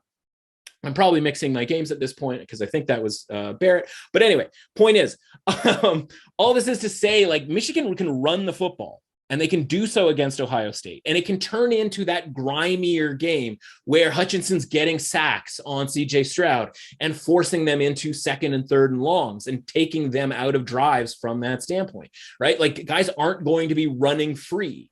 Like, Michigan should be planning 365 days a year for this Ohio State offense. And the Ohio State offense doesn't change. It's just really, really good. And so if the 365 days, the thing that's going to keep Harbaugh employed is this game, right? Like, you don't do anything else, just beat Ohio State, because we never beat Ohio State. So like, why wouldn't this be the game plan? They should be studying this offense over and over and over again. Everything that's happened up until this point focuses on this game. So I'll be taking the points here with Michigan at home. And like, I'm not ruling out the idea that they win this game, which would make things really interesting come next week when Michigan ends up being the team going to the Big Ten championship game to face hopefully Wisconsin. We're knocking on wood there for our Badgers. And then seeing what happens if they win, they lose, whatever. And Ohio State has 2 losses, and maybe Alabama has 2 losses. And it's going to be a total chaos situation. Speaking of total chaos, the Bedlam game, Oklahoma and Oklahoma State here. This is tricky because like, this is as high as this line was ever going to go at 4.5. Like, this was pick 'em like a week ago. And then we watch Oklahoma and they struggle. And like, they probably shouldn't have even won that game against Iowa State last week. Luckily they did. And we covered, and all that was great and blah, blah, blah. But like, the line opens like 1, 2, goes to 3, and goes to 4, and like money just piling in on Oklahoma State, because you watch that team and you go, better defense than Oklahoma, better coach than Oklahoma, and better quarterback than Oklahoma. And like, that's kind of a really big deal right now. Spencer Sanders isn't going to throw a ton of yards and put up a ton of, stats, but he's better than Caleb Williams is right now, especially against that Oklahoma State defense. And he's certainly better than Spencer Rattler if we see Spencer Rattler. And so you got a better quarterback. You got Mike Gundy, who every year, even though he's picked 3rd, 4th, 5th in the Big 12, like, finds his way either into this game or into the Big 12 championship game, I should say, whether or not they win Bedlam, right? Like, it always comes down to this, where they always somehow end up 9-1 or 8-2 when nobody thinks that highly of the roster, right? And meanwhile, you've got Lincoln Riley, who's just a complete mess. He keeps running that kicker out there. By the way, better kicker, right? He keeps running his kicker out there, expecting him to make a kick, and the guy literally never does. I've been watching every Oklahoma game all season, and I don't think I've seen the kicker make one kick, which is probably going to be a pretty significant thing in a relatively close game. Now, the problem is, if you're laying the 4.5 points here, you're expecting not necessarily a close game. You're expecting Oklahoma State to walk, right? So, you can't make me bet on the Sooners in this game because I've seen all I needed to see from the Sooners for the reasons that I just mentioned and the advantages that Oklahoma State has. I am a little worried that this number has gotten a little out of control. I would have loved it under 3, but now we're sitting at 4. I don't care, man. I'm taking Oklahoma State here. I'm sticking to my guns, if you will. Okay. Cowboys, pokes up, blah, blah, blah, blah, blah. Give me Oklahoma State in this one. I think we get an Oklahoma State, Baylor, I believe it would be Big 12 championship game next week, and Oklahoma gets sent packing, and maybe things get a little interesting in that Big 12 championship game. But I want to see Oklahoma State make the playoffs at this point. I want to see defense on defense against Georgia in a 1-4 game. I don't know if that means that Cincinnati has to bow out, or whether it's Alabama doesn't get in. But yeah, I'm all Cowboys here in this one. Well, that would definitely be interesting, and things are about to get even more interesting here, as you can already hear the music. And, we've been going for a while here on this pod, so the hurry up offense might get a little more meaning to the term hurry up offense. Hint, hint. The music's going. We're wrapping up here. I'm going to hand the ball off and let you cook for a big weekend of college football. Great news. It's not 19 games, mainly because we have a truckload of games on Friday that we did for the Tuesday podcast, and we had a bonus hurry up offense. So if you're listening and there's still some time on Friday, go check that out. But here we go. 14 games, not 19 games on Saturday. Florida State and Florida. Fundamentally, I don't know if Florida is necessarily up for this game. That's a tricky sort of situation, having just fired Dan Mullen. Maybe they're so glad to see him gone that they get up for this game, and this 2.5 point spread is too low because their talent is maybe better than Florida State. But this Florida State team's playing really, really hard here under Norvell, and they have, big win against BC last week. I'm going to take Florida State plus the 2.5 in this game, as long as Jordan Travis is playing. When he plays, the Seminoles are really good. I don't know what it would take for Florida to be really good, especially on the defensive side, where they're giving up, 50 some odd points to Samford 2 weeks ago. And of course, they lose last week to Missouri. This is a game for bowl eligibility. Florida State seems like a team that wants to go to a bowl. Florida seems like a team that does not want anything to do with practice for another month so that they can go to the Boca Raton Bowl down the street, right? Like, why would you want to do that? Houston and UConn. We're betting on the Huskies, folks. Hey. UConn plus 32.5. Does that sound like some fun on a Saturday afternoon? Probably not, but Houston has the game against Cincinnati next week. Now, maybe Cincinnati, when you hear this, maybe they've lost to East Carolina. That doesn't matter to Houston. Houston's trying to win a championship in the American Conference. So what's the point of them slinging it around the yard on UConn? They probably win this game by 3 or 4 touchdowns and do so on the ground, taking up the clock, right? What's the point of going to UConn here and covering 32.5? There really isn't one. You'll probably see some backups really early in this game, and UConn might be able to get a couple touchdowns in the second half. Maryland and Rutgers, another game. A lot of the theme here, bowl eligibility at stake. Both these teams, this is for who gets in a bowl game. Rutgers is a 1.5 point home underdog. I don't really see why that's the case here. I think Rutgers has way more motivation than Maryland at this point. Maryland has looked pretty dead over the last couple of weeks. Rutgers got beat up last week at Penn State. They hung in there as long as they could with that defense. I think they're going to be able to win this game, defense, run game on Maryland at home in Piscataway. They go to a bowl game. Miami of Ohio and Kent State, winner of this, goes to the MAC championship next week. Again, 10 games next week. We're going to be able to talk about each and every one really seriously. Which team are we going to talk about that comes from this game? I think it's the home team in Kent State. They can score. Listen, Miami, Ohio is capable of that too, but Kent State, I think, wins this game at home and punches their ticket to the MAC championship. Speaking of championship concepts, right? Wake Forest on the road to BC. Again, we're hoping NC State wins the game today against North Carolina and that this game becomes relevant to NC State, but it's relevant to Wake Forest no matter what. And because of that, they're a little overvalued here. They are 5 points, 5 point road favorites at BC. We just watched BC Like, they are more than capable at home, running the football, playing defense. Wake Forest, never capable of playing defense here. I think Boston College wins this game and puts the final dagger in a Wake Forest team that looked like garbage last week against Clemson. Hopefully, again, NC State wins, so we don't have Clemson backdooring their way into the ACC championship. What an absolute disaster that would be. UTSA, speaking of big games, that was last week for them, right? They pulled the victory out of a hat in the last seconds of that game. They are going to their championship game in Conference USA next week. But in the meantime, they got to go to North Texas and play a meaningless game and be 10.5-point favorites against a North Texas team that's playing pretty good football right now. I'm going to take that underdog. Now, they're still battling for a undefeated season, if you will. So I'm not saying necessarily that North Texas is going to win the game outright, but I'm not saying that it's out of the realm of possibility either. Hawaii and Wyoming. This is fundamental. What do we do when Hawaii comes to the mainland? What if they have to put on some mittens out there in Wyoming in late November? We're going to take Wyoming minus the 10.5. I don't know how Hawaii even scores necessarily in this game. The Iron Bowl, somehow not in the feature presentation portion of this program. Why? Because we're not expecting all that much, but we're getting 19.5, even 20 points with Auburn at home here. Obviously, devastating loss for them last week, or just really pathetic kind of loss to South Carolina last week, but maybe that was look ahead to the Iron Bowl. Again, no Bo Nix for this game. That says why this game is a 20-point spread here, but I think they're going to be able to do, again, what we talked about with Arkansas, what we talked about with LSU, hang in with Alabama. Those games were road games for those two teams, and they covered the big spread here. We got a home team with Auburn, who outside of the quarterback position has everybody pretty much ready to go here, it looks like. Oregon State and Oregon. Big cash last week with Oregon State. Caught a little money line parlay with them in the wee hours of the morning on Sunday. Now they go to Oregon, and this line's a little short. I don't care. I kind of love the Beavers, man. I love the Beavers relative to the Ducks in this one. I think they give Oregon everything they can handle after Oregon got punched in the mouth over and over and over again by Utah last week. Give me Oregon State plus the 6.5 there. If you can get the 7, obviously that's ideal. Penn State and Michigan State. Again, didn't look great for Michigan State. I think they get the win at home here. I don't know what Penn State necessarily has to play for here in this one. Not even sure if Sean Clifford is going to go in this one either. Michigan State, they're not going to get punked through the air the same way that Ohio State was able to do on them.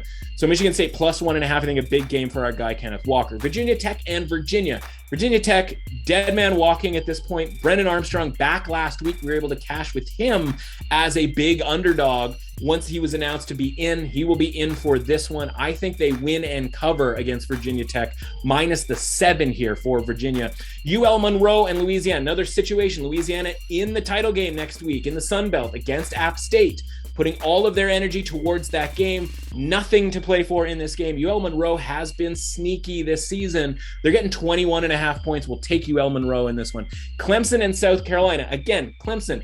If North Carolina beats NC State and BC beats Wake Forest and Clemson wins this week, they are back. They are in the ACC championship game, and freaking Dabo is back in our lives for one more game as far as the ACC title is concerned. That's awful.